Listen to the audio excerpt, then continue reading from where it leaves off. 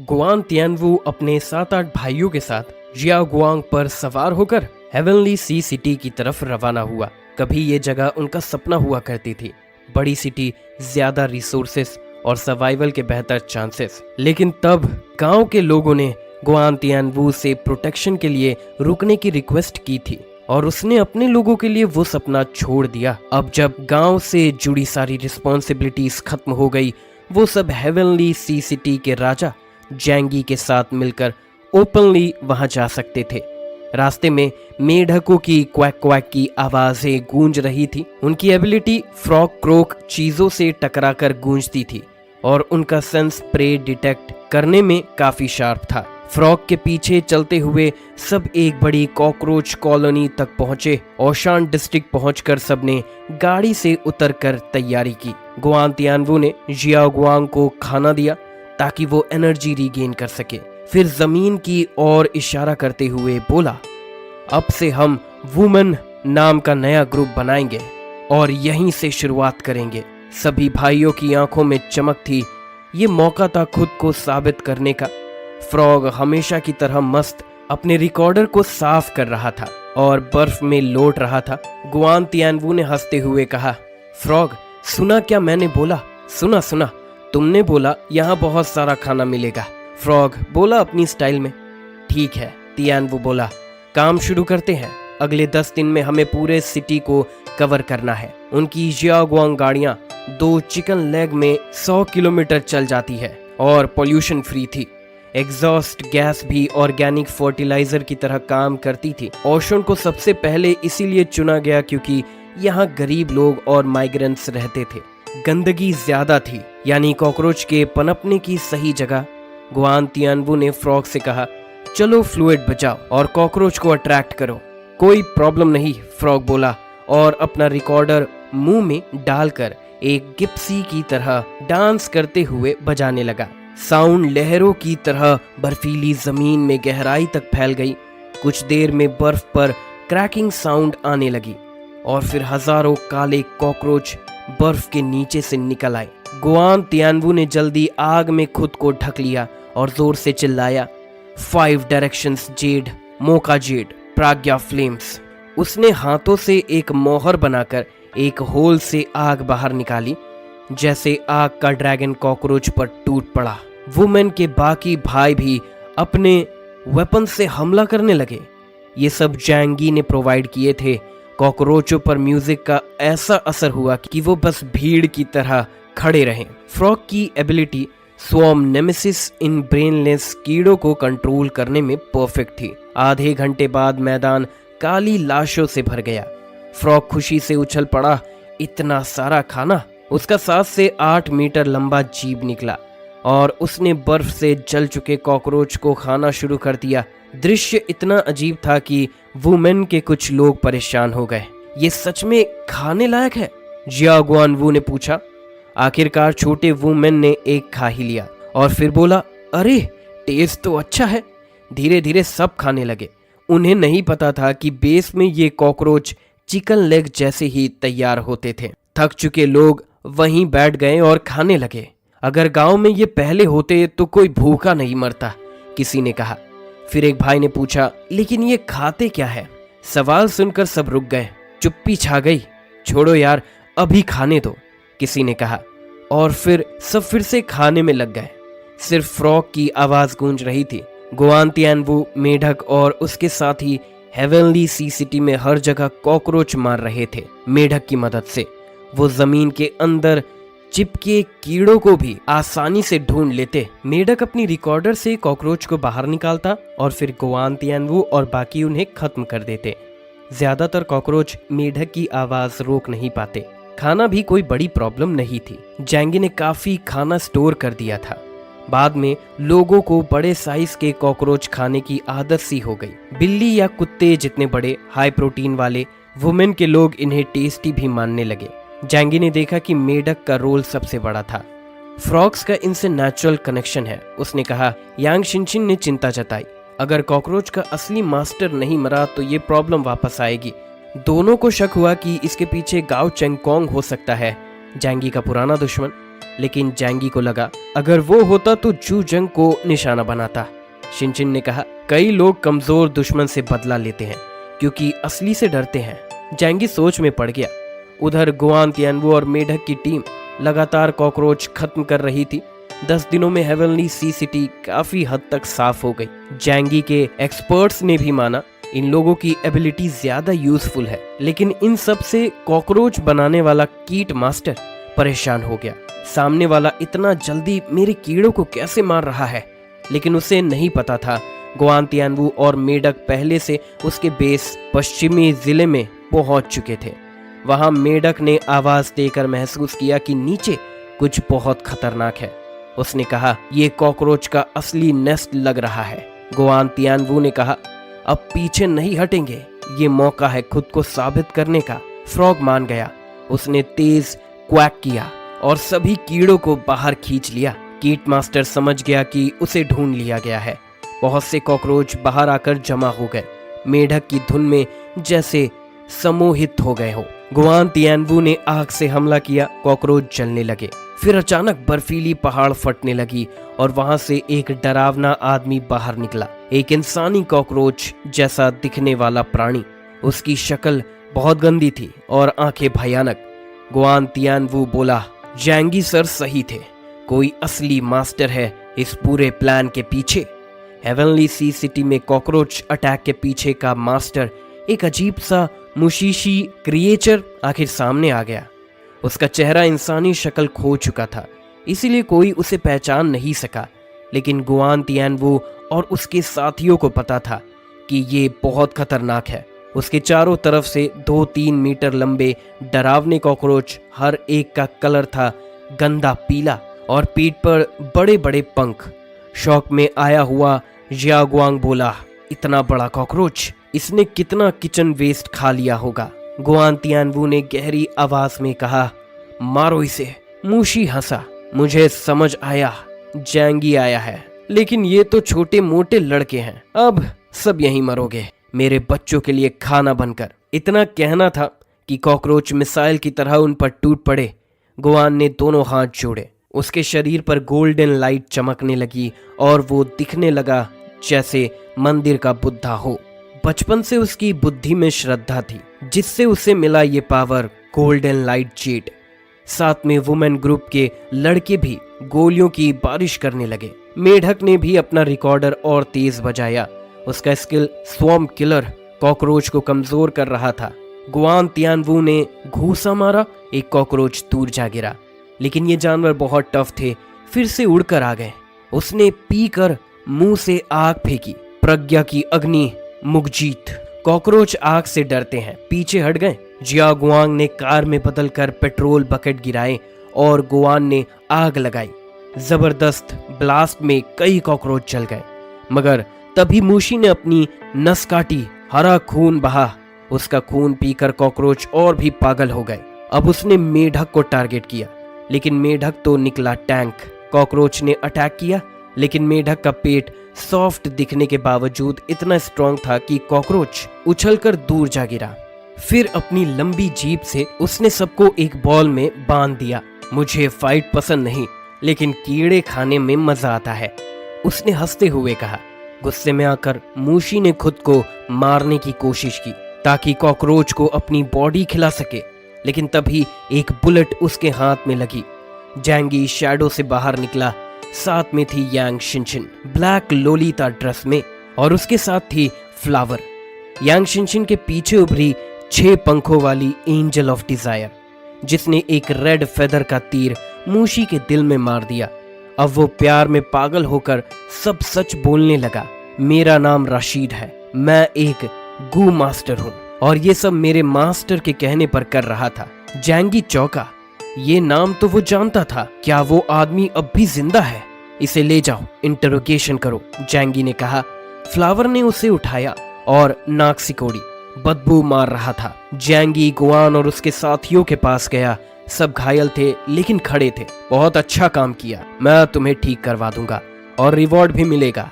Guan बोला, हमें reward नहीं चाहिए, हम बस आपके साथ काम करना चाहते हैं। जैंगी हंसा, ताकत अभी कम है, लेकिन ट्राई कर सकते हो। उसने उन्हें एमराल्ड वाटर साइड बेस भेजने का प्लान बनाया। सिटी का एक अहम लेकिन वीक इलाका। उधर मेढक बोला, अब मैं वापस तालाब जा रहा हूँ। वहां की फिश और झींगे फ्रीज में रखे जैसे मिलते हैं। जैंगी हंसा, अगर तालाब छोटा है तो मेरे घर के सामने लूजियांग नदी है, वहां आ जाना। मेढक ने सर झुकाया। वो बहुत सेटिस्फाइड टाइप का मेढक था। एक छोटा तालाब ही उसके लिए काफी था, लेकिन एक पूरी रिवर का ऑफर भला कोई कैसे मना करे। थोड़ी सोच के बाद और जैंगी की जिद पर उसने हाँ कर दी और उनके साथ चल पड़ा। जैंगी ने उसे अपने शेल्टर में रखना चाहता था ताकि फ्यूचर में किसी भी पेस्ट या डिजीज से निपटना आसान हो। उसको लगता था मेढक में बहुत पोटेंशियल है। गुआन तियानवू और उसके साथी पहली बार जैंगी के शेल्टर पहुंचे, जो अब केओस किंगडम की सबसे लग्जरी प्लेसेस में से एक था। हीटिंग इतनी जबरदस्त थी कि अंदर जाते ही उन्हें लगा जैसे स्प्रिंग आ गया हो। उनके लिए क्लोथ्स रेडी थे, लेकिन पहले उन्हें हॉस्पिटल गाउन पहनकर जोकीर से ट्रीटमेंट लेना पड़ा। कॉकरोच से लड़ते वक्त वो कई वायरसेस से इन्फेक्ट हो गए थे, लेकिन जोकीर की डॉक्टर स्किल्स और मेडिसिन से सब जल्दी ठीक हो गए। इस कंफर्टेबल एटमॉस्फेयर ने उन्हें पूरी तरह से जैंगी का फॉलोवर बना दिया। जैंगी बोला, मेरे पास अभी 3 बेस है, मैं तुम्हें एक पर भेजूंगा जहां हार्ड वर्क करके तुम आगे बढ़ सकते हो। अब एंड ऑफ द वर्ल्ड है, ना रिलेटिव चाहिए ना आइडेंटिटी, बस स्किल्स चाहिए। मनी, रेपुटेशन, पोस्ट और लड़कियां सब मिल सकता है अगर तुम स्ट्रांग हो। गोवान और उसके साथी ऑलमोस्ट रो पड़े। ऐसा ड्रीम उन्होंने कभी नहीं देखा था। जैंगी ने थोड़ा राशन भी दिया, लेकिन ज्यादा नहीं, ताकि एमराल्ड वाटरसाइड बेस में सस्पिशन ना हो। उधर मेढक फ्लावर और बड़े तोतरों के साथ मजे कर रहा था। उसमें अजीब सा सोशल चार्म था। वो किसी से भी खुल मिल सकता था। जब उसे पता चला कि तोतरो फ्लूट बजा सकता है तो उसकी आंखों में एक्साइटमेंट आ गया। उसने अपना रिकॉर्डर निकाला और बजाने लगा। तोतरो ने भी अपना बोन फ्लूट निकाला और दोनों ने मिलकर म्यूजिक बजाया। सब शेल्टर वाले सुनने आ गए और माहौल एकदम पीसफुल हो गया। जैंगी बोला, लगता है हमारे घर में बैंड बनने वाला है। यांग शिनशिन हंसी, वो भी एनिमल बैंड। बाद में जैंगी ने गुआन तियानवू को एमराल्ड वाटरसाइड बेस भेजा, साथ में कुछ इंस्ट्रक्शंस भी, और कैजुअली पूछा, कोस्ट लाइन पे कुछ स्ट्रेंज एक्टिविटी तो नहीं? लू दुहाई बोला, 2 छोटी फिशिंग बोट्स गई थी, अब तक नहीं लौटी। जैंगी बोला, समझ गया, ज्यादा डीप जाने की जरूरत नहीं। इसके बाद वो यांग शिनशिन के साथ इंसेक्ट मास्टर को देखने गया। ये तो बस डेल्टा लेवल का है, लेकिन इसके पीछे जो है वो शायद एपिसलोन तक का हो। यांग शिनशिन ने प्लान बनाया, क्यों ना एक फेक न्यूज फैलाएं कि जोकीर प्रेग्नेंट है और डिलीवरी होने वाली है। वो सोचेगा तुम डिस्ट्रैक्शन में हो और अटैक करेगा। जैंगी को प्लान पसंद आया। अगर सब प्रिपरेशंस हो गई तो शुनवू या कार्टिलस भी अगर आए तो मैं हरा सकता हूँ। उन्होंने डिसाइड किया इंसेक्ट मास्टर आधे महीने तक कॉकरोच पैदा करता रहेगा और फिर एकदम परफेक्ट मोमेंट पर प्लान एग्जीक्यूट होगा। इसी दौरान जैंगी ने ब्लिजर्ड सिटी का एक शॉर्ट मिशन किया, जहां उसने सीक्रेटली मू यान से कांटेक्ट किया, जो ब्लाइंड थी लेकिन शैडो सेंसिंग और शैडो वॉरियर पावर से इलाइट थी। मू यान का पिंक प्रिंसेस रूम देखकर जैंगी थोड़ा चौंका। बाहर से कोल्ड, अंदर से सॉफ्ट। मू यान बोली, कोड नेम केओस। जैंगी ने स्माइल किया, ड्यूटी टाइम नहीं है, जैंगी बोलो। मू यान हंसती और जैंगी को याद आ गया, औरतें कभी भूलती नहीं। मू यान बिस्तर पर बैठी थी, कपड़े बदलने की जल्दी में नहीं थी क्योंकि उसके पजामा के नीचे कुछ नहीं था। जैंगी ने कहा, सॉरी, पहली बार आया हूँ, लिविंग रूम नहीं मिला। चिंता मत करो, कुछ नहीं देखा, मू यान ने ठंडी आवाज में कहा। जैंगी जैसे वर्ल्ड फेमस इंसान भला चीप कैसे हो सकता है? ब्लिजर्ड सिटी की हाफ पॉपुलेशन तो तुम्हारी फैन है। फिर वो गंभीर हो गई, इतनी रात को क्यों आए हो? जैंगी मुस्कुराया, साफ बात है तुम्हारी हेल्प चाहिए। हेवनली सी सिटी चलो मेरे साथ। मू यान चौकी, तुम्हें मेरी हेल्प चाहिए? वो खुद को सिर्फ एक नॉर्मल रेकॉर्ड टीम लीडर मानती थी। जैंगी ने समझाया, हर कोई एक स्क्रू है, बस सही जगह चाहिए। मू यान को वो समय याद आया जब उसने जैंगी की टीम ज्वाइन करने को कहा था और मना कर दिया गया था। अब वो बोली, तब तो तुम्हारा जवाब कुछ और था। जैंगी मुस्कुराया। संडियर टाइप हो क्या? मुयान का चेहरा लाल हो गया। नहीं, जैंगी बोला। जाना है या नहीं? मुयान सोच में पड़ गई। अगर जूजंग ऑर्डर देगा तो मैं चलूंगी, पर तुम क्यों आए हो? जैंगी ने कहा, मैं तुम्हारे ऊपर एक फेवर लेना चाहता हूँ। जूजंग पर नहीं, वो देखना चाहता था क्या मुयान रूल्स तोड़कर उसके साथ जाएगी। थोड़ी देर बाद मुयान बोली, अगर मैं चलूं तो क्या तुम्हारी टीम ज्वाइन कर सकती हूँ? जैंगी बोला, अभी नहीं, पर तुम्हारा स्कोर बढ़ेगा। मुयान चुप रही, लेकिन जैंगी का सीरियस एटीट्यूड उसे थोड़ा हर्ट कर गया। फिर जैंगी ने कहा, तुम्हारी हेल्प का कर्ज रहेगा। फिर रिवरसाउथ डोमेन में कोई तुम्हें छू भी नहीं सकता, यहाँ तक कि जूजंग भी नहीं। मुयान की आंखों में चमक आ गई। ठीक है, मैं चलूंगी। जैंगी बाहर चला गया और मुयान को डिसअपॉइंटमेंट हुआ, पर वो जानती थी जैंगी ऐसा इंसान नहीं जो बिना ट्रस्ट के किसी के करीब जाए। मुयान ने कॉम्बैट सूट पहना और जैंगी के साथ हेवनली सी सिटी पहुंच गई। सिटी में सब जाग रहे थे। एक इवेंट का इंतजार हो रहा था। यांग शिनशिन ने जोकीर से कहा, डिलीवरी का टाइम हो गया। जोकीर ने गुस्से में पैर पटके और चली गई। उसी समय समुद्र में तूफान उठ रहा था। एक विशाल काई शैडो सुनामी के साथ हेवनली सी सिटी की ओर बढ़ रहा था। एमराल्ड वाटरसाइड बेस में अलार्म बजा। लू दुहाई ने सबको अलर्ट किया। जैंगी कॉफी पी रहा था और उसने लाइटनिंग देखी और कहा, विंटर में थंडर? वो आ रहा है। समुद्र से एक टेरिफाइंग मॉन्स्टर निकला, 6 लाल आंखों वाला टाइटन बीस्ट। जैंगी, आज मैं सब खत्म कर दूंगा। मॉन्स्टर की आवाज ने बेस को हिला दिया। जैंगी कामली उठा और डायमेंशनल गेट्स खोल दिए। पूरा पानी एब्जॉर्ब हो गया। फ्रॉग और तोतरों ने इंस्ट्रूमेंट्स निकाले और बजाना शुरू किया। विंड, थंडर, म्यूजिक एक सिम्फनी बन गया। जोकीर खिड़की पर खड़ी हुई। आज हम अपना घर बचाएंगे। सब शेल्टर वाले तैयार हो गए। ऊपर आसमान में जैंगी ने कहा, ड्रैगन किंग तुम जिंदा हो। ड्रैगन किंग अब 3 सर वाला डार्क स्मोक ड्रैगन बन चुका था। उसकी हेट्रेड जिंदा थी। मैं तुझे लेकर ही मरूंगा। जैंगी चौंका। ड्रैगन किंग के शब्दों में कोई विक्ट्री नहीं, बस डिस्पेयर था। जैंगी ने पूछा, तुम्हें तो एपिसलोन पावर मिल गई, फिर ये रोना क्यों? उसने सोचा, क्या शिंगडाओ में कुछ ऐसा मिला जिसे वो नहीं जान पाया? पर अब फाइटिंग टालना मुश्किल था और जैंगी को इसे खत्म करना ही था। ड्रैगन किंग के 3 सर दर्द और गम से चिल्ला रहे थे। कोई नहीं जानता था उसने क्या सहा है, इसीलिए वो जैंगी से इतनी नफरत करता था कि जान की बाजी लगाने को भी तैयार था। पहला सर जमीन की ओर शॉक वेव छोड़ता है। अर्थ एंड रंबलिंग, जमीन फटने लगती है, पत्थर हवा में उड़ते हैं और शेल्टर की ओर एक पत्थरों की लहर दौड़ती है। जैंगी की डायमेंशनल गेट इसे नहीं बचा सकती थी। उसकी आंखों में ठंडक थी।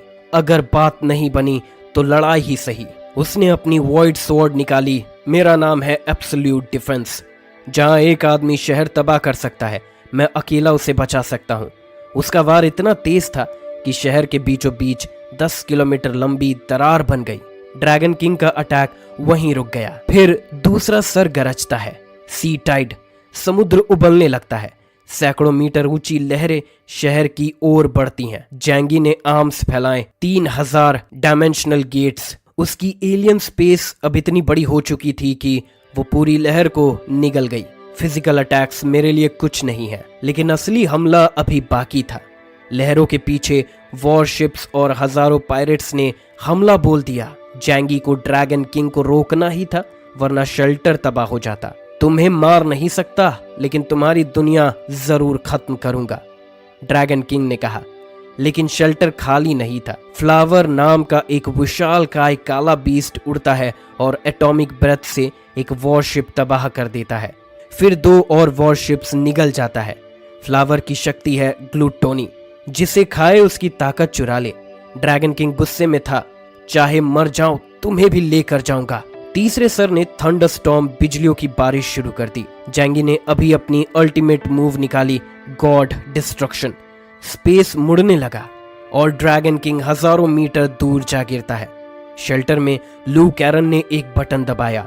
एक विशाल सिल्वर कैनन निकलती है, हेवनली सी सिटी कैनन। व्हाइट लेजर सीधा ड्रैगन किंग को लगता है और उसके स्टील जैसे शरीर को भी चोट पहुंचती है। ड्रैगन किंग समझ गया, अब लड़ाई आत्महत्या है। अगर हिम्मत है तो अकेला आओ, वरना मैं तुम्हें कभी चैन से जीने नहीं दूंगा। वो उड़कर समुद्र में चला जाता है।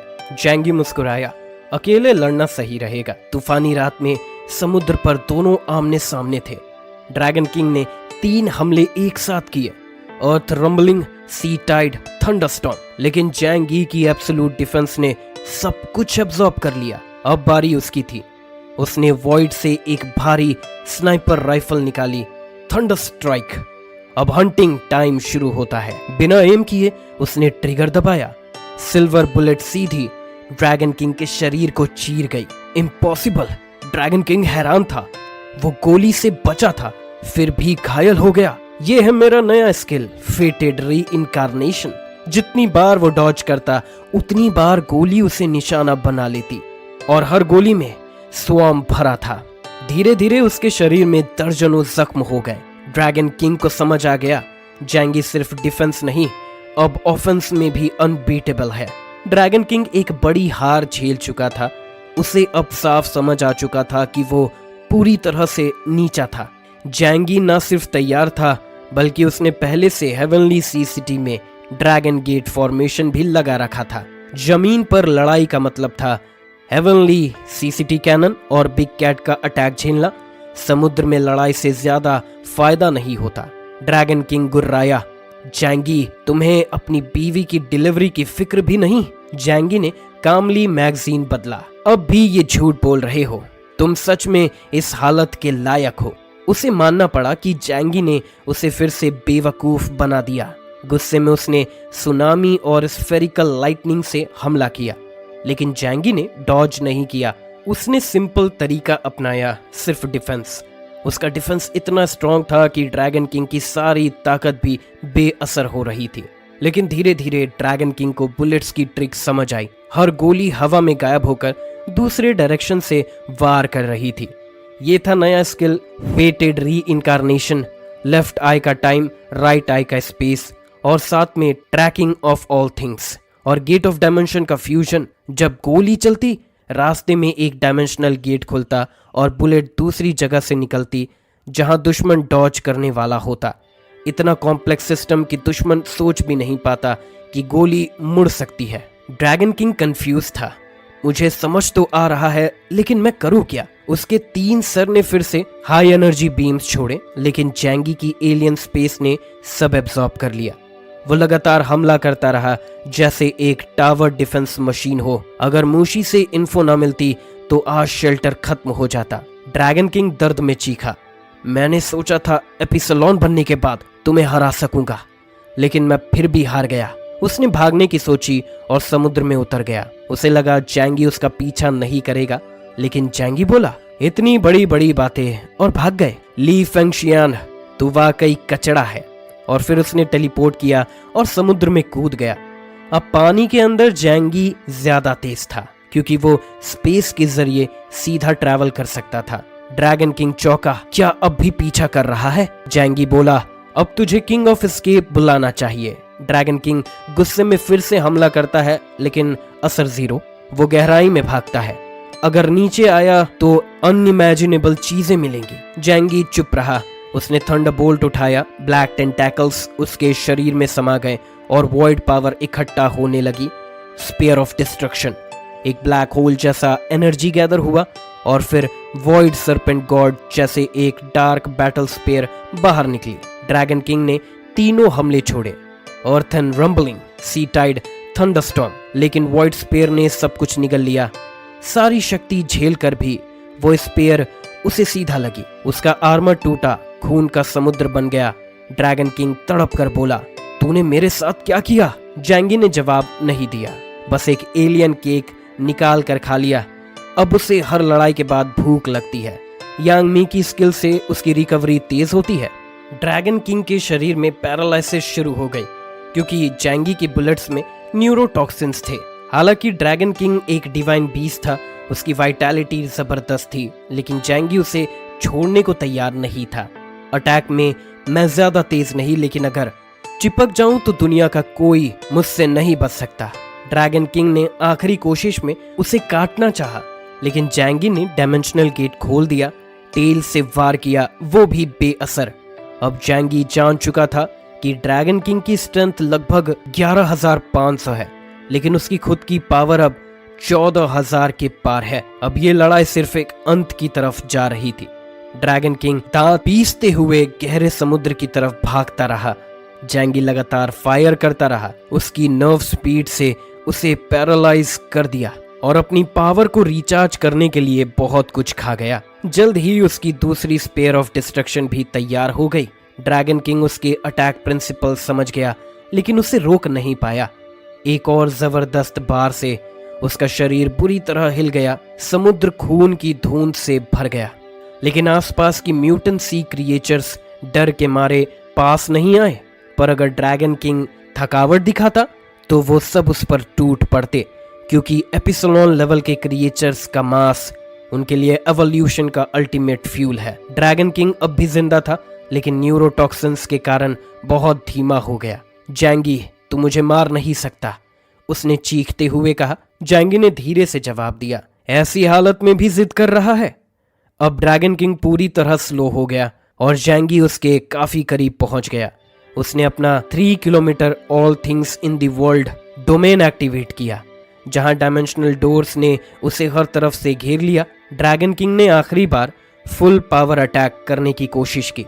उसी समय यांग शिनशिन अचानक शैडो से बाहर आई और उसके पीछे एंजल ऑफ डिजायर प्रकट हुई। उसने एक रेड एरो ड्रैगन की तरफ छोड़ा, arrow of lust. Dragon king ने उसे लाइटली लिया, लेकिन जब तीर उसके अंदर घुसा तो उसका बिहेवियर ही बदल गया। अब वो यांग शिनशिन के लिए सब कुछ करने को तैयार था, यहाँ तक कि मरने को भी। यांग शिनशिन ने तुरंत कहा, ड्रैगन किंग, खुद को मार डालो। ड्रैगन किंग अंदर से पूरी तरह कन्फ्लिक्टेड था, पर वो खुद को रोक नहीं सका।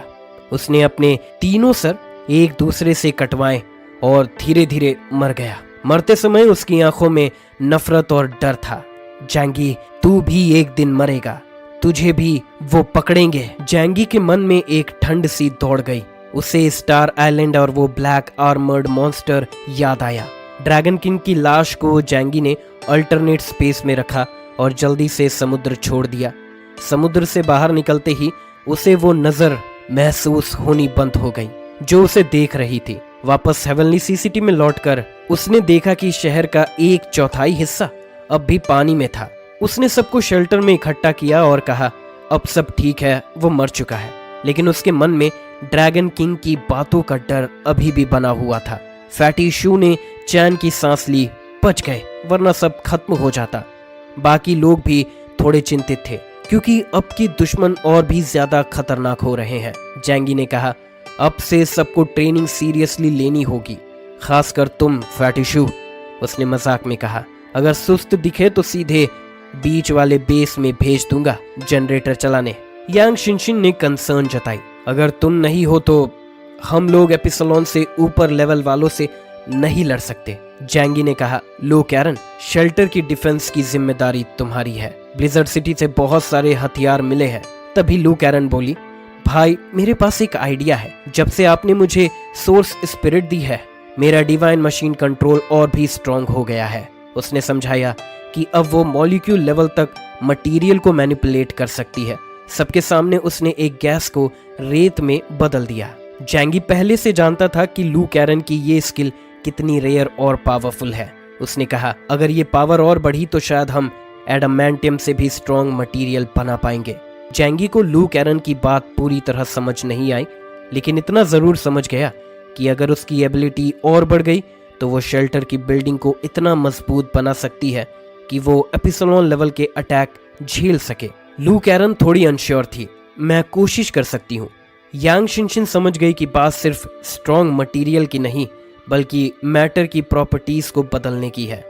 जैंगी ने पूछा, तुम माइक्रोस्कोपिक लेवल पर मैटर की कंपोजिशन को बदलना चाहती हो? लू कैरन ने कहा, हाँ, अगर मैं और गहराई तक पहुंच पाई तो थियोरेटिकली सब मुमकिन है। अब मैटर को एटम से नीचे क्वांटम लेवल पर मैनिपुलेट करना, मतलब लिटरली पत्थर को सोना बनाना।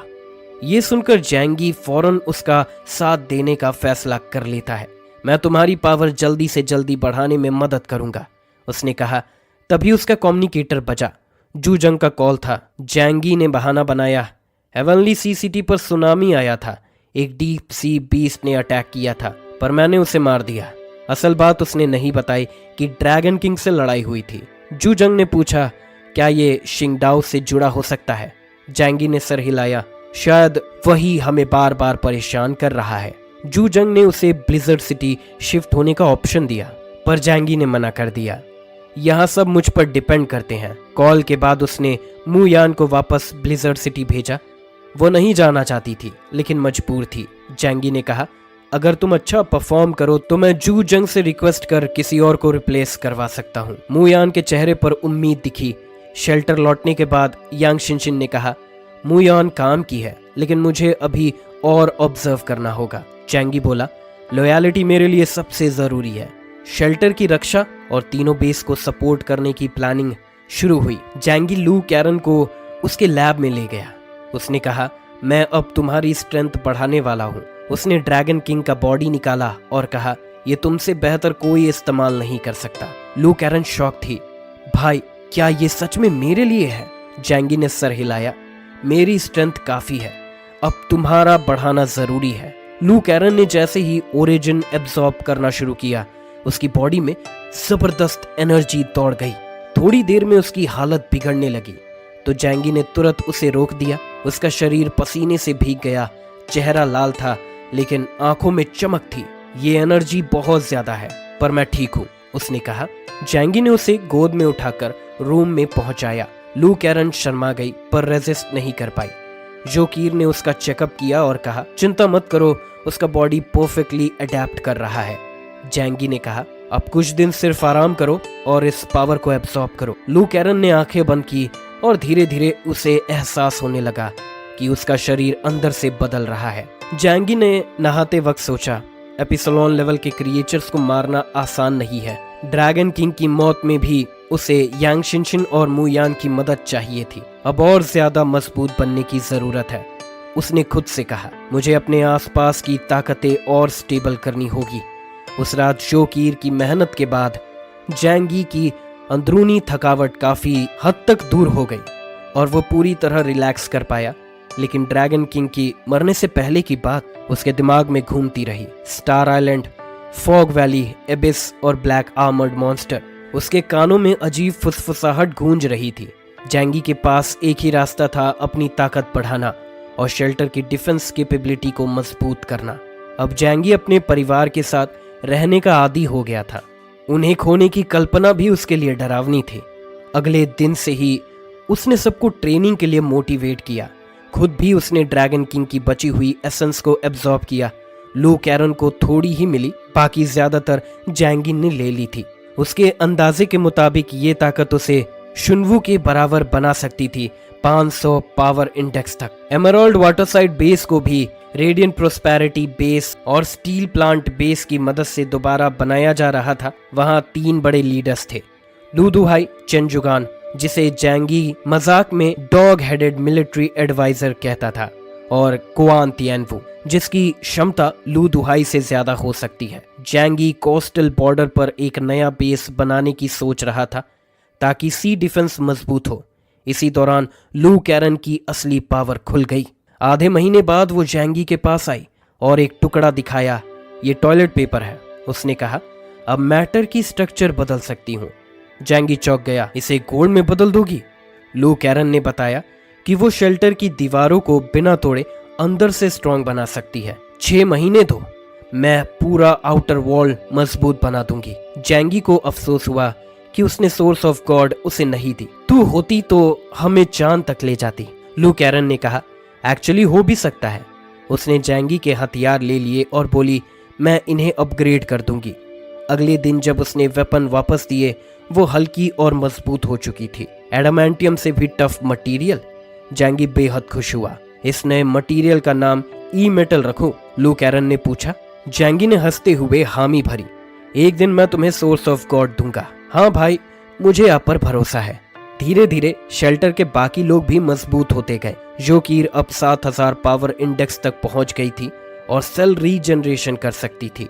फैटी शू अब भी 6800 पर था, पर उसका पोटेंशियल अच्छा था अंकल यू अब 7,000 पर था और यांगमी तो 7,600 तक पहुंच चुकी थी।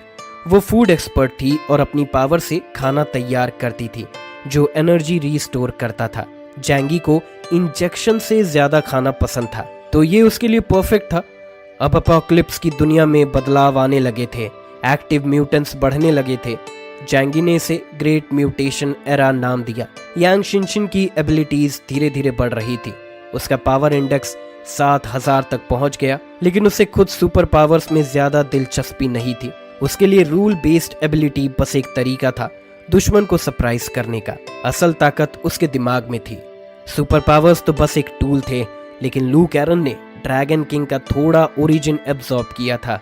पहले एब्जॉर्ब किए गए सोर्स एल्फ की ताकत के साथ उसका सुपरनैचुरल एबिलिटी सीधा 9,000 तक चला गया। आखिरकार उसे जैंगी ने खास तौर पर ट्रेन किया था।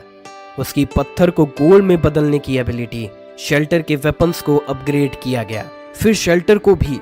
जब पूरा शेल्टर अपग्रेड हो जाएगा और ब्लिजर्ड सिटी से आए हैवी वेपन्स भी होंगे तो वो जगह बन जाएगी हेवनली सी सिटी फोर्ट्रेस। अब अगर कोई नॉर्मल एपिसोनॉल लेवल म्यूटेंट भी आए तो शेल्टर थोड़ी देर टिक सकता है। पर सबसे फास्ट इंप्रूव करने वाली कोई और थी, लियांग यू, हाक्शाओ स्टेट की टॉप मार्शल आर्टिस्ट, जिसकी टैलेंट इतनी हाई थी कि जैंगी खुद उसकी ग्रोथ को स्लो करना पड़ता है। सोर्स एब्जॉर्ब करने के बाद उसका इंडेक्स 9,500 तक पहुंच गया। इसकी एक वजह यह भी थी कि उसे वाइस कैप्टन लेवल ओरिजिन मिला था और सोर्स एल्फ्स के बंटवारे में उसे प्रायोरिटी दी गई थी। यांग शिनशिन ने कहा, यह कोई सरप्राइज नहीं है। जीनियस और नॉर्मल लोगों में शुरुआत में फर्क कम होता है, पर जैसे ही आगे बढ़ते हैं टैलेंट ही सबसे ज्यादा मैटर करता है। जैंगी ने सर हिलाया। स्ट्रॉन्ग बेस हमेशा फायदेमंद होता है। अगर ये कार्ड गेम होती तो लियांग यू एक full life of range card होती। उसे जलन नहीं थी क्योंकि वो खुद लियांग यू जैसी मेहनत नहीं कर सकता था, लेकिन शायद वो भूल गए थे कार्टिलस और शुनवू जैसे इलाइट सोल्जर्स के मुकाबले जैंगी खुद सबसे फास्ट इंप्रूव कर रहा था। 3 बड़े बेस ने ड्रैगन किंग की लास्ट इन्वेजन के बाद प्रिपरेशंस शुरू कर दी थी। ज्यादा ट्रेनिंग, ज्यादा रिसोर्सेस और इमरजेंसी हैंडलिंग की प्रैक्टिस, सब कुछ इंप्रूवमेंट की तरफ बढ़ रहा था। किंगपू बेस में एक यंग कपल ने बेबी को जन्म दिया। सर्दी के बावजूद ये नया लाइफ एक होप की तरह था। सेंथियन ने इसे गुड न्यूज समझकर जैंगी को बताया। जैंगी ने बोला, बिल्कुल ठीक है, नेक्स्ट जनरेशन की जरूरत है, पर पॉपुलेशन कंट्रोल करना होगा, वरना लिमिटेड रिसोर्सेज से सब मैनेज करना डिफिकल्ट होगा। शिनतियान अलर्ट हो गया। सही कहा, अगर सब बच्चे करने लगे तो अगले 10 साल तक वो प्रोडक्टिव नहीं होंगे, सिर्फ रिसोर्सेस खाएंगे। जैंगी ने फिर लू दुहाई और जियाओ होंगलियान को भी इंस्ट्रक्शन दिया, फर्टिलिटी कंट्रोल जरूरी है, एनवायरमेंट हार्श है, कोई भी बिना प्लान के बच्चे ना करे। जियाओ होंगलियान स्माइल करते हुए बोली, चिंता मत करो, हमारे बेस में इस पर पहले से ही रिस्ट्रिक्ट किया गया है। लू दुहाई ने भी कहा, लोगों को खुद से भी फुर्सत नहीं, बच्चों की रिस्पॉन्सिबिलिटी कौन लेगा। जैंगी ने सर हिलाया। उसे लगा सोसाइटी धीरे धीरे रिकवर कर रही है। हाक्शाओ स्टेट के नॉर्थ में, जहां हवा इतनी कोल्ड है कि फेस काटता है, वहां सोल्जर्स अब भी गार्ड पर थे। हर 3 स्टेप पर गार्ड पोस्ट और 5 स्टेप पर सेंट्री ट्रेन धीरे धीरे क्विनलिंग माउंटेन से निकलकर स्नो ड्रैगन सिटी की ओर जा रही थी। ये लोग नहीं बल्कि ग्लो करते हुए ब्लू ओर ले जा रहे थे, जो डीप वैली, वॉइड वैली से निकाला गया था। ये वैली तब बनी जब अर्थ फटी थी। अब ये पूरी तरह मिलिट्री जोन है। Hundreds of long Ming guard पहरा दे रहे हैं। कोई भी रजिस्ट करे तो शूट किया जाता है। माइनर्स यहाँ बिना पावर्स के बस सर्वाइवल के लिए काम करते हैं। हर दिन कोई एपिस में गिरता है, कोई मेंटली ब्रेक हो जाता है, पर कोई केयर नहीं करता। या तो बाहर स्नो में मरो या अंदर डार्कनेस में। एक यंग माइनर जिसकी आंखें सूनी थी और काट रहा था, उसे डर था शायद ये रेडिएशन दे और वो मॉन्स्टर में बदल जाए। तभी उसे कुछ क्लिक साउंड सुनाई दी। उसने नीचे लाइट डाली और देखा एक 7 से 8 मीटर लंबा सेंटीपीड जैसा मॉन्स्टर वॉल से चिपका उसे घूर रहा था। उसके मुंह से 4 हिस्सों में स्प्लिट हुए पेटल जैसा दांत निकलते हैं। वो चिल्लाया, मुझे ऊपर खींचो, मॉन्स्टर है नीचे। पर ऊपर बैठा सुपरवाइजर उसे इग्नोर कर रहा था। एक और क्रेजी माइनर। तभी इंटरकॉम से चूविंग और बोन्स क्रैक होने की साउंड आई। सुपरवाइजर डर गया पर फिर भी कुछ नहीं किया। कुछ देर बाद बाकी इंटरकॉम से भी स्क्रीम्स आने लगी और एबिस की गहराई से वही हिज और क्लिक की आवाजें। शेंजिंग एलिवेटर का यंग लीडर पसीने पसीने हो गया। उसने झोपड़ी का दरवाजा धक्का देकर खोला और घबराकर चिल्लाया, कैप्टन तियान, माइन में बड़ा एक्सीडेंट हो गया है। पीछे से अजीब और डरावनी आवाजें आने लगी। विशाल गड्ढे के किनारे से एक के बाद एक जायंट सेंटीपीड निकलने लगे। गार्ड्स ने तुरंत स्पेशल वेपन से फायरिंग शुरू की। कुछ सेंटीपीड्स को वापस एबिस में धकेल दिया, मगर दीवारों से हजारों की तादाद में वो ऊपर चढ़ने लगे। 3 से 4 मीटर से लेकर 10 मीटर लंबे सेंटीपीड्स लोगों को स्टील जैसा पंजा से उठाकर सीधा निगल रहे थे। लॉन्ग मिंग गार्ड्स बैकफुट पर आ गए। उसी वक्त भारी बूट्स की थप के साथ कोई आया। Tian Fengyi, dark green military uniform में, पत्थर जैसा शक्ल और मसल से भरा हुआ जियो सेंटीपीड्स गुस्से से गरजा, मारो। उसका शरीर बलून की तरह फूल गया। पल में वो 10 मीटर लंबा वाइड जाइंट टैब बन गया। उसके साथ स्पेशल लॉन्ग मिंग गार्ड ने लड़ाई शुरू कर दी। उसके पंच से सेंटीपीड्स उड़ रहे थे। सर्वाइवर्स को थोड़ी राहत मिली। इतने सारे सेंटीपीड्स आज क्यों? तियान ने एबिस की ओर देखते हुए कहा, और फिर एक खौफनाक आभा पूरे इलाके में फैल गई। सभी की सांसें थम गई।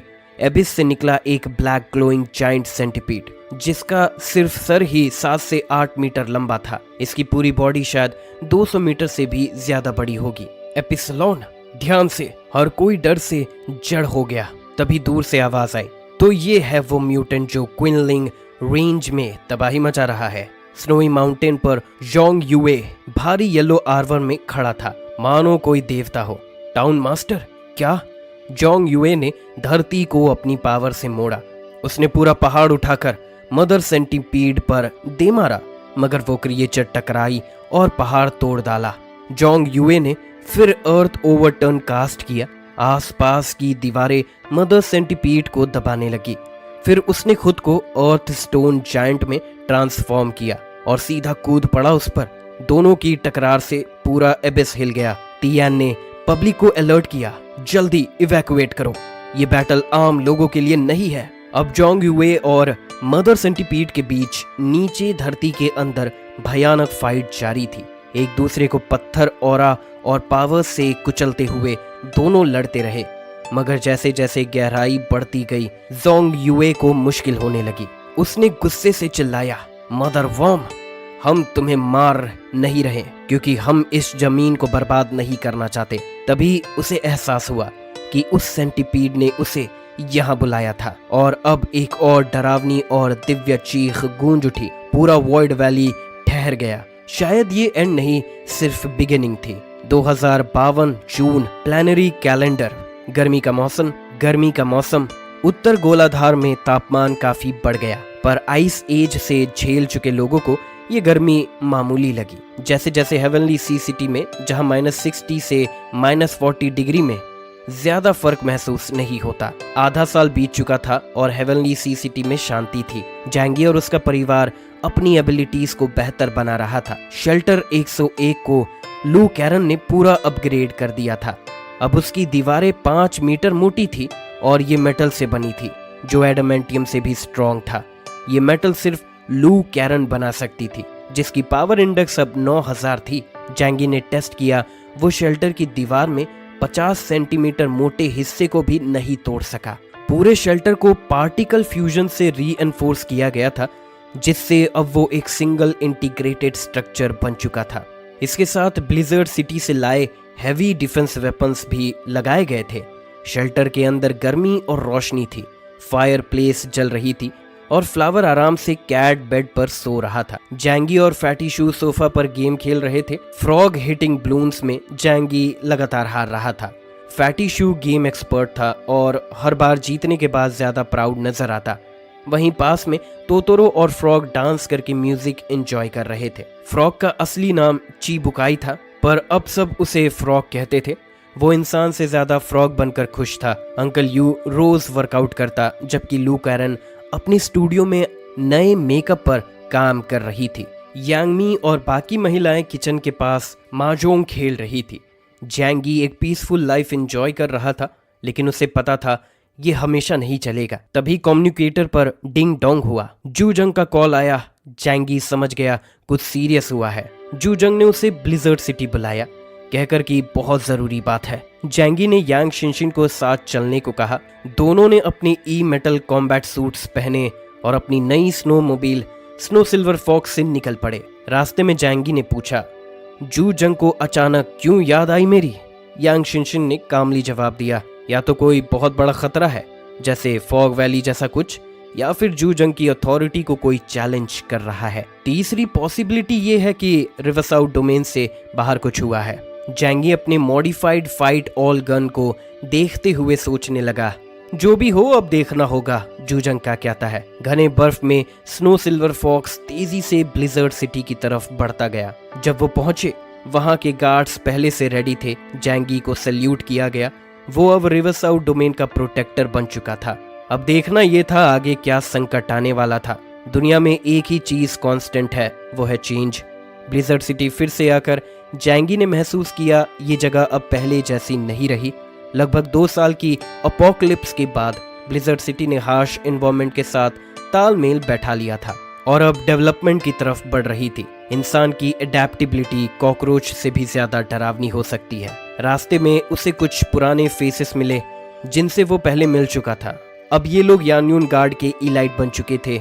शायद इनमें से कोई फ्यूचर में कैप्टन भी बन जाए। पर यांग शिनशिन का मानना था जू जंग अपनी पावर बनाए रखने के लिए स्ट्रॉन्ग सबऑर्डिनेट्स तैयार कर रहा है। ब्लिजर्ड सिटी का अंदरूनी पावर स्ट्रक्चर फिक्स हो चुका है।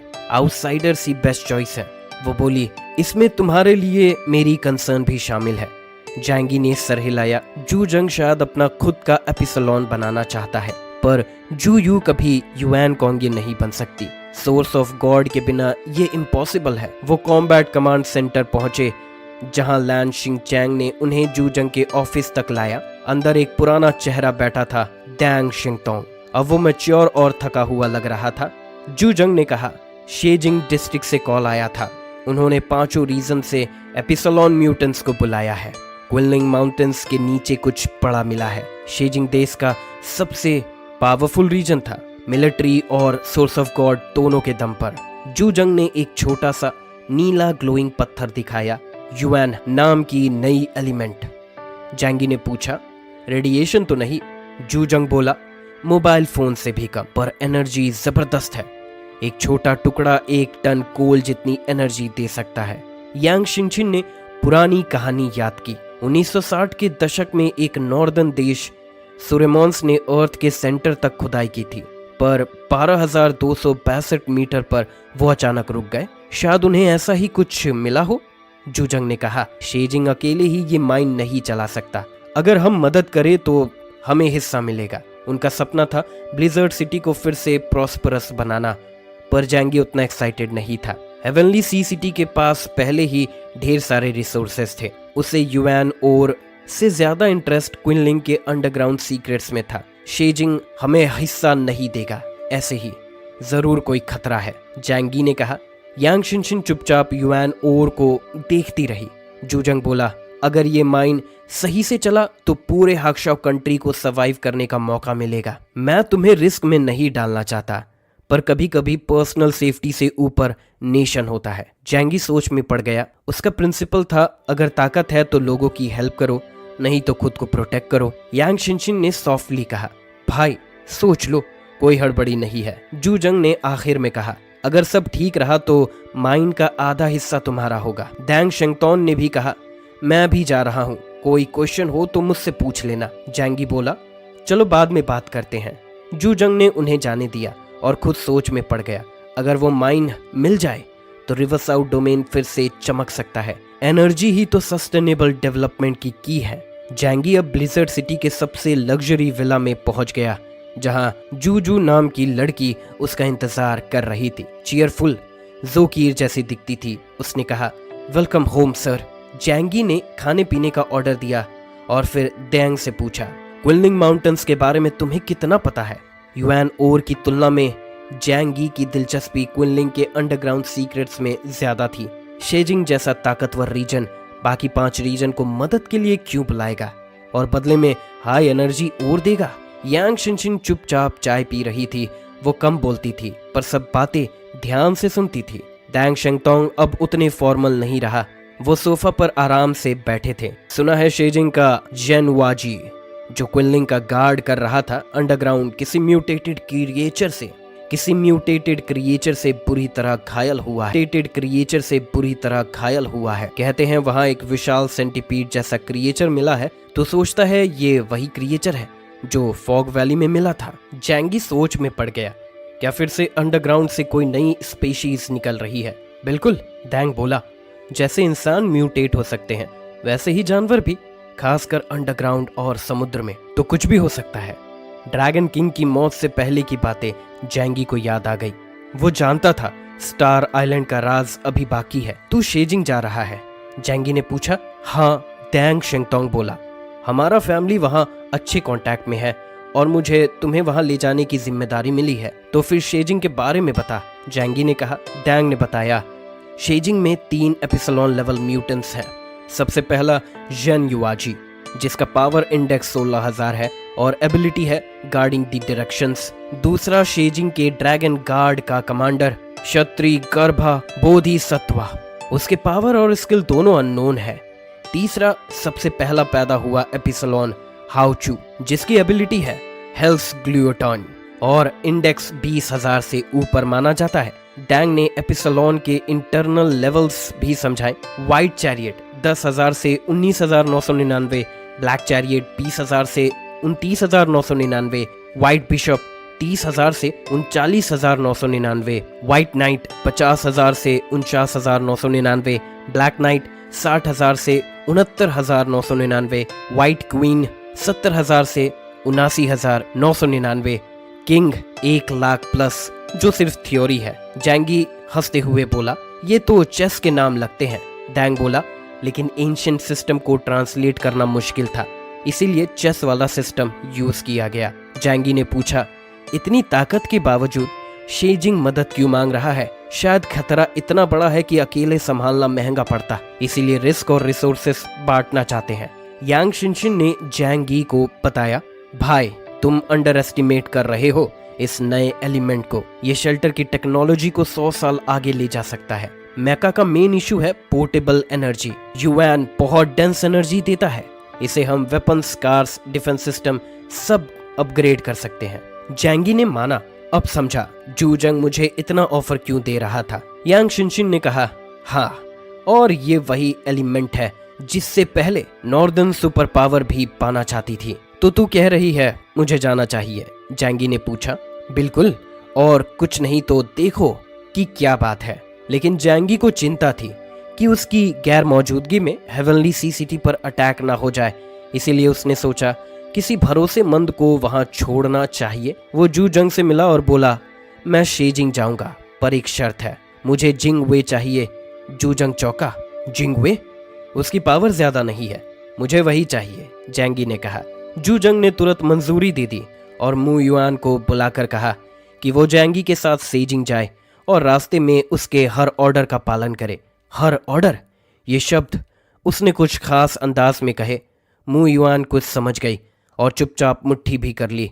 लेकिन जब उसने जैंगी की ओर देखा तो अनजाने में अपनी सीने को सीधा कर लिया। जैंगी थोड़ा हैरान हुआ पर कुछ बोला नहीं। असल में जैंगी उसे साथ इसीलिए ले जा रहा था क्योंकि मू युआन की शैडो स्पेस एबिलिटी लोगों को कैरी कर सकती थी। इससे वो अपना पूरा फैमिली साथ ले जाकर शेजिंग ले जा सकते थे और हेवनली सी सिटी की सिक्योरिटी बनी रहती। बाकी 3 बड़े बेसिस के लोगों की क्षमता पर ही उन्हें छोड़ना पड़ा क्योंकि सबको साथ ले जाना पॉसिबल नहीं था।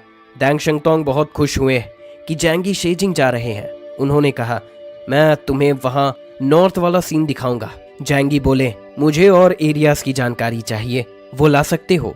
डैंग बोले, कुछ बेसिक इंफॉर्मेशन तो मिल जाएगी लेकिन एपिसलोन से जुड़ी बातों की जानकारी तो टॉप सीक्रेट है। जैंगी बोले, जितना है उतना ही दे दो, कुछ ना मिलने से तो बेहतर है। 3 दिन बाद निकलने का प्लान बना। जैंगी, यांग शिनशिन, फ्लावर और मू युआन के साथ ब्लिजर्ड सिटी से निकल गए। थोड़ी दूर जाकर जैंगी ने गाड़ी रोकी और मू युआन से पूछा, जू जंग ने क्या कहा? मू युआन बोली, बस यही कि आपके हर ऑर्डर मानना है। जैंगी ने यांग शिनशिन को इशारा किया। डिजायर एंजल ने एक लाल तीर मू युआन की ओर ताना। मू युआन जानती थी ये तीर जानलेवा नहीं बल्कि ब्रेन कंट्रोल करने वाला है। उसने चुपचाप तीर झेल लिया और अब यांग शिनशिन की स्लेव बन चुकी थी। फिर पूछताछ हुई, जूजंग का मकसद क्या था?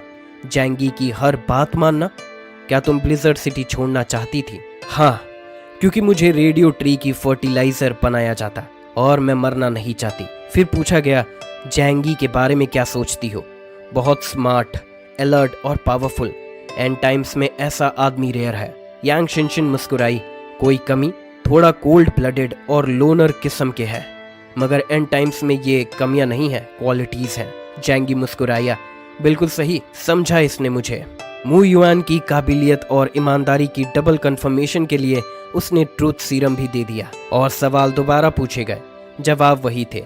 वो अब टीम में शामिल हो गई। सब लोग हेवनली सीसीटी शेल्टर लौटे। जैंगी ने सबको लिविंग रूम में बुलाया और पूरी बात बताई। शेजिंग ने 5 रीजन को बुलाया है, एक बड़ी प्रॉब्लम हल करनी है। मैं वहां जा रहा हूं। सब चिंतित हो गए।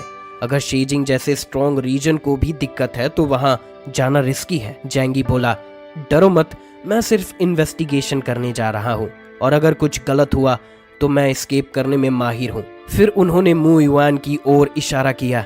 इसकी शैडो स्पेस में आप सब मेरे साथ चल सकते हो। कोई खतरा हुआ तो अंदर चले जाना। ये सुनकर सब एक्साइटेड हो गए। जोकीर बोली, अरे वाह, काफी दिन हो गए बाहर गए हुए, अब ट्रैवल भी होगा और साथ भी रहेंगे। यांगमी और जोकीर बोली, अब हम भी तुम्हारे साथ रह सकते हैं, तुम्हारी हेल्प भी करेंगे। सब चलने को रेडी हो गए, फैटिशु भी, जो आमतौर पर सबसे डरपोक होता है। तब जो हाइमे ने पूछा, इतने लोगों को कैसे ले जाओगे? मू युआन बोली, चिंता मत करो, मैं एक कैप्टन हूँ, हजारों लोगों को ले जा सकती हूँ। चलो स्पेस दिखाती हूँ। उसने जमीन पर शैडो फैलाई और सबको अंदर आने का इनविटेशन दिया। जैंगी ने गर्म चाय की चुस्की ली और सबसे पहले अंदर गया। उसकी एबिलिटी पहले ही मू युआन पर लॉक हो चुकी थी, इसीलिए उसे किसी चाल की फिक्र नहीं थी। शैडो स्पेस के अंदर अंधेरा नहीं था जैसे सोचा था। ये पूरा यूनिक मैनर जितना बड़ा इलाका था। जमीन ठोस थी और ऊपर की छत से नीली लाइट आ रही थी। बीच में एक बड़ी डबल बेड थी जिस पर इधर उधर कपड़े और अंडरवियर पड़े थे। जैंगी ने देखा तो मू युआन फौरन कपड़े समेटकर कंबल में भरने लगी। उसने ठंडे लहजे में कहा, मैं सादा जगह पर रहती हूँ। बाकी लोग भी अंदर आ चुके थे और इस जगह की वाइडनेस देखकर चौंक गए। ये शैडो स्पेस कॉम्बैट के लिए नहीं बल्कि स्टोरेज और छुपने के लिए थी। जैंगी बोला, जगह थोड़ी सी है पर काम चल जाएगा। लू कैरन बोली, घर का फर्नीचर हम जल्दी बना लेंगे। जोकीर हंसते हुए बोली, ये तो पहले से ही काफी अच्छा है। कुछ देर बाद सब बाहर निकले और सामान अंदर शिफ्ट करना शुरू किया। घर और फर्नीचर की जिम्मेदारी लू कैरन और जैंगी ने ली। लू कैरन ने अपनी एबिलिटी से जल्दी कुछ सिंपल हाउसेस बनाए। जैंगी ने हेवनली सी सिटी के मॉल से हाई एंड फर्नीचर लाकर जगह सजा दी। फैटिशु अब भी मोटा था पर वो अब फर्नीचर उठाने में एफिशिएंट था। सब लोग ट्रिप की तैयारी में एक्साइटेड थे। जैंगी ने देखा एक बड़ा सा तोतरो फायर प्लेस के पास बैठा बोन फ्लूट बजा रहा था। ये क्रिएचर हार्मलेस था और सबका प्यारा बन चुका था। वो सोच रहा था इसे साथ ले जाएं या नहीं। फिर उसने तय किया कि इसे अकेला छोड़ना सही नहीं होगा। जैंगी ने तीनों बड़े बेसिस को अलर्ट किया और यूनिक मैनर के सामने रेडी की और गया। वहां की जमी बर्फ पर उसने हाथ मारा और एक जायंट मेढक बाहर आया। क्या फिश खाने आए हो? नहीं, हम कुछ दिन के लिए जा रहे हैं, जैंगी बोला। कहाँ, कब तक? मेढक ने पूछा। शायद ज्यादा दिन नहीं। ठीक है, जब भी लौटो बर्फ पर टक टक करना। मैं जाग जाऊंगा, मैं हाइबरनेट कर लूंगा। जैंगी हंसा। एक बात और, मेढक बोला, म्यूजिक दिल खोलता है। मैं तोतरो की लोनलीनेस फील कर सकता हूँ। जैंगी ने सोचा शायद मेढक थोड़ा फिल्मी हो रहा है, फिर भी बोला, ठीक है, फिर मिलते हैं। अगले 3 दिन सबने मुयान की शैडो स्पेस को एक लग्जरी मैनर में बदल दिया। आर्टिफिशियल लेक, ग्रास, लाइटनिंग, सब कुछ। जैंगी भी चौंक गया। 3 दिन बाद वो सब ब्लिजर्ड सिटी पहुंचे। जूजंग और टैंग शेंगतोंग उनका इंतजार कर रहे थे। हम शेजिंग कैसे जाएंगे? जैंगी ने पूछा। प्लेन से। जूजंग ने एयरपोर्ट दिखाया। एक अजीब दिखता विंगलेस जेट एयरक्राफ्ट खड़ा था, F3, जो ठंडी जगहों में फास्ट उड़ सकता था। फैटिशु घबराया। इसमें विंग्स क्यों नहीं है? अंकल यू बोला। टेक्नोलॉजी बदल रही है, विंग्स जरूरत पर लगते हैं। प्लेन में बैठकर सब नॉर्थ की तरफ निकल पड़े। फैटी शू ने अंकल यू से कहा, आपका ज्ञान गलत निकला। समझदारी यही है कि हर बात ना जानो। अंकल यू ने हंसते हुए कहा। जैंगी विंडो से बाहर देख रहा था। बर्फ, बादल, एंडलेस स्नो फील्ड्स। पहली बार वो अपोकलिप्स के बाद उत्तर की ओर जा रहा था। उसे पुरानी यादें आईं, फेंग क्विंग के साथ की ट्रिप पर। अब वो सब कुछ खत्म हो चुका था। जो कीर उसके पास आई और पूछा, ठीक हो? जैंगी बोला, थोड़ा उदास हूँ बस। जो ने उसे गले लगा लिया। प्लेन तेजी से शेजिंग की ओर बढ़ रहा था। शेजिंग हाक्शाओ का कैपिटल, एक शानदार एंशिएंट स्टाइल शहर जो ब्राइट येलो में नहाया था। यहाँ रिसोर्सेस और आर्मी सबसे ज्यादा थी क्योंकि उन्होंने सबसे पहले युआन माइन ढूंढी थी। आज 6 बड़ी फोर्सेस को इनवाइट किया गया था। इंपीरियल सिटी हेविली गार्डेड थी। सबसे पहले अराइवल हुआ नॉर्थ ईस्ट रीजन का। लॉन्ग विंग गार्ड्स ने आसमान में काले बादल देखे। असल में वो हजारों जाइंट क्रोस थे। नीचे एक हार्ली बाइक पे एक मोटा आदमी आया, काले जैकेट में, हांजो शाहजो, जिसे कहते हैं लू या दोजोन। शेजिंग के गेट पर सबसे पहले नॉर्थ ईस्ट रीजन के लोग पहुंचे। उनके लीडर हान शाहजो इतने कूल दिख रहे थे कि शेजिंग की वॉल पर खड़े सब लोग एक पल को थम गए। वो किसी पावरफुल एपिसलॉन एलियन जैसे नहीं, बल्कि एक ऐसे बाइकर गैंग लीडर जैसे लग रहे थे जो आधी रात को रेस करता हो। उसकी मॉडिफाइड हार्ली स्नो मोबाइल की आवाज गूंज रही थी। पीछे पूरा काफिला था। शेंग दाओवेन मुस्कुराकर स्वागत को आया, लेकिन जैसे ही उसने ऊपर देखा, क्रोस का एक झुंड आसमान ढक रहा था। उसका चेहरा थोड़ा खींच गया। शेजिंग में इतनी अशुभ चिड़ियां उड़ना अच्छा संकेत नहीं माना जाता। लेकिन जैसे ही हान शाजो ने बाइक से उतरकर गेट पर कदम रखा, क्रोज अचानक ब्लैक स्मोक बनकर गायब हो गए। कंधे पर एक ब्लड रेड क्रो बैठा था। उसने अपने बड़े फॉग आई ग्लासेस उतारे और शान से आगे बढ़ा। नॉर्थ ईस्ट रीजन, लू या दोजोन हाजिर है। शेंग दाओवेन ने मुस्कुराकर रास्ता दिखाया। शहर में आपका स्वागत है। बाकी लोगों के आने के बाद डिनर और डिस्कशन होगा। कुछ देर बाद ईस्ट चाइना सी रीजन से प्लेन आया, बिना पंखों वाला जेट एयरक्राफ्ट। छत के ऊपर से धीरे धीरे अंदर उतरा। उसमें से उतरी एक महिला, लाइट ब्लू कॉम्बैट यूनिफॉर्म, लंबे बाल, स्ट्रॉन्ग फेस। वो थी शुजाकू। जैंग वो खुद नहीं आ सकता था, इसीलिए उसने आर्मी से रिप्रेजेंटेटिव भेजा था। शिजाकू की पावर पिछले 6 महीनों में 9800 तक पहुंच गई थी। उसकी ट्रेनिंग और क्विंग लॉन्ग की हालत दोनों इसका कारण थी। उसने पूछा, कोई और आया? जवाब में सिर्फ नॉर्थ ईस्ट का नाम सुनकर उसने कहा, मैं वेट करूंगी। कुछ देर बाद एक और एयरक्राफ्ट आया नॉर्थ वेस्ट रीजन से। शेंग दाओवेन का रवैया इस बार ज्यादा सीरियस था क्योंकि आ रहे थे नॉर्थ वेस्ट के सुप्रीम कमांडर ली चैंगचोंग। ली एकदम स्ट्रेट खड़ा था जैसे कोई जैवलिन, हाथ में व्हाइट ग्लव्स, कमर पर 2 लॉन्ग स्वॉर्ड्स। उसका चेहरा इतना सख्त था कि जैसे स्टील पर चिजेल से उकेड़ा गया हो। शुजाकू यानी जियांग हान उसे देखकर एक्साइटेड हो गई। भाई ली ने पूछा, जिंगडाओ की चोट ठीक हुई? लगभग, उसने कहा। फिर ली ने सीधा सवाल पूछा, क्या वो आया? जब जिन हांग ने कहा, शायद नहीं आएगा। ली के चेहरे पर एक ठंडी मुस्कान आ गई। अगर रिवरसाउथ डोमेन को कोई भेजना है तो वही भेजेंगे। ली का इरादा साफ था। अगर जैंगी आया तो वो उसे छोड़ने वाला नहीं था। शेंग दाओवेन ने पोलाइट तरीके से समझाया, अगर आप लड़ना चाहते हैं तो दोनों की सहमति चाहिए। ली चैंगचोंग बोला, अगर वो माने तो फिर ठीक है। इसके बाद ली ने वहीं पर टेबल, चेयर और यहाँ तक कि हीटिंग स्टोव लगवा दिया जिसमें फैंग गर्म की जाने लगी। अभी मजा आएगा, उसने कहा। तभी F3 जेट से जैंग यी भी पहुंच गया। जैसे ही वो बाहर निकला, उसका नजर सीधे ली चैंगचोंग से मिली। उसकी डोमिनेंट प्रेजेंस ने जैंगी को अलर्ट कर दिया। जैंगी ने पूछा, वो कौन है? दैंग शिंगतोंग ने कहा, वो है नॉर्थ वेस्ट रीजन का सुप्रीम कमांडर और सबसे ताकतवर आदमी, ली चैंगचोंग, एपिसोलोन लेवल का।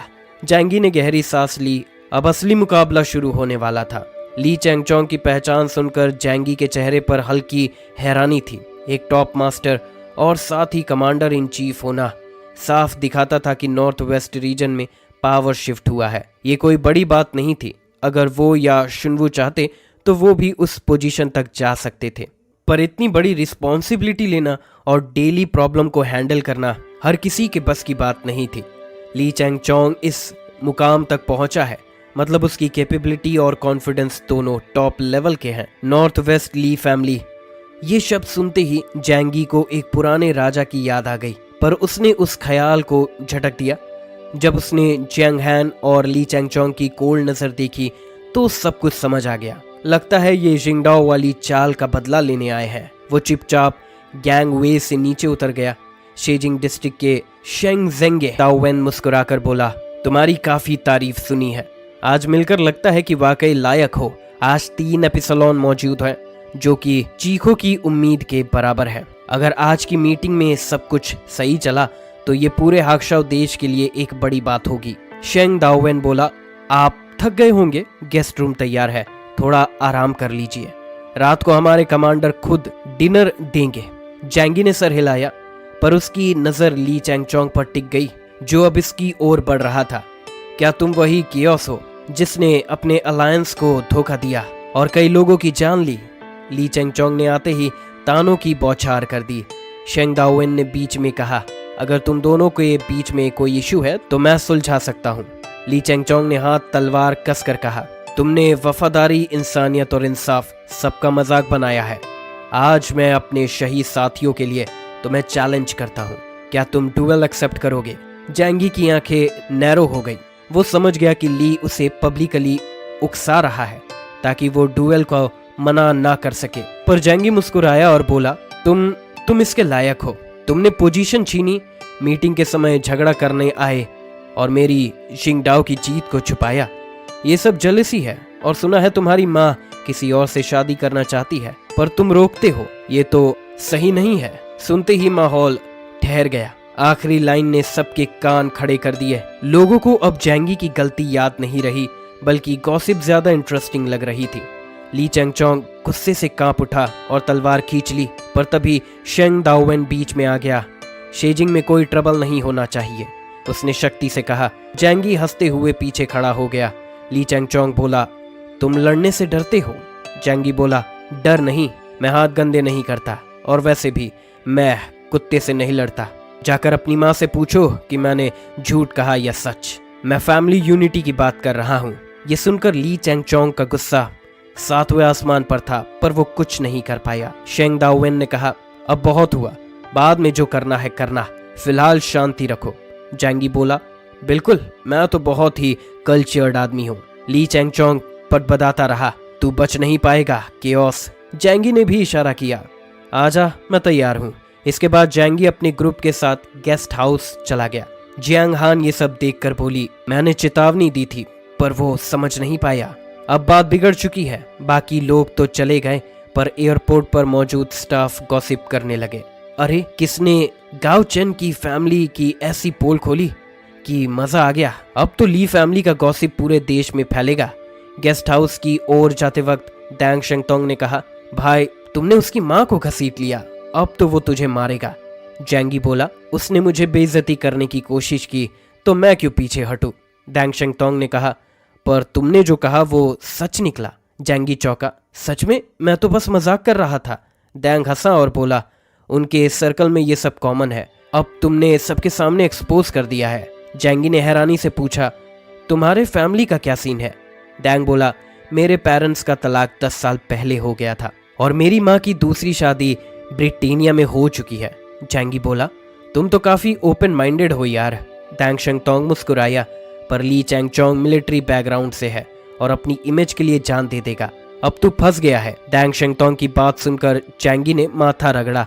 उसे परेशानी महसूस हो रही थी। इसी वक्त फैटी शू ने ठंडी सांस ली। साफ है कि वो आदमी ज्यादा जुल्म कर रहा था। हमारे बॉस ने तो बस थोड़ी डांट लगाई, वो भी बहुत सभ्य तरीके से। अगर लड़ाई होती भी तो क्या हमारा बॉस उसे नहीं हरा सकता? जैंगी के पास टाइम और स्पेस दोनों एबिलिटीज हैं। सबको बस उसके स्पेस एबिलिटी का पता है, टाइम वाली कोई नहीं जानता। इसी वजह से चाहे सामने वाला उससे ज्यादा पावरफुल हो, वो फिर भी हार नहीं मानता। उसने फैटी शू से पूछा, तुझे क्या लगता है ली चैंगचोंग मुझे डुएल के लिए चैलेंज क्यों कर रहा है? फैटी बोला, शायद अपने दोस्त की मदद के लिए। जैंगी ने कहा, अगर वो टॉप लेवल कमांडर बना है तो बेवकूफ तो नहीं होगा। अगर वो चैलेंज कर रहा है तो जरूर उसे पूरा भरोसा है। फिर उसने दैंग शेंगतोंग की ओर देखा। कोई जानकारी है उसके बारे में? दैंग बोला, आमतौर पर ऐसे लोगों की इंफॉर्मेशन टॉप सीक्रेट होती है, पर कुछ बातों का पता चला है। मेरे एक दोस्त ने बताया कि उसका एबिलिटी इंडेक्स 16,000 है। उसकी फाइटिंग स्टाइल क्लोज कॉम्बैट लगती है, लेकिन डिटेल क्लियर नहीं है। जैंगी की आंखें थोड़ी सिकुड़ी। 16,000 पॉइंट्स? दैंग आगे बोला, अभी तुम्हारा इंडेक्स 13,000 है, इसीलिए बेहतर होगा कि अभी उससे बचो। जैंगी ने सर हिलाया, लेकिन उसे भरोसा था उसका असली इंडेक्स अब 15,000 पहुंच चुका है। अगर लड़ाई हुई भी, उसने सोचा, तो मैं अकेला नहीं हूँ। उसने जिंग वे की ओर देखा, जो ब्लैक कॉम्बैट यूनिफॉर्म में आंखों पर ब्लैकलेस मास्क लगाए खड़ी थी। वो उसके लिए जैसे एक चलती फिरती आर्मी थी। इधर जैंगी की टीम, उन्हें गेस्ट हाउस दिखाया गया तो सबके होश उड़ गए।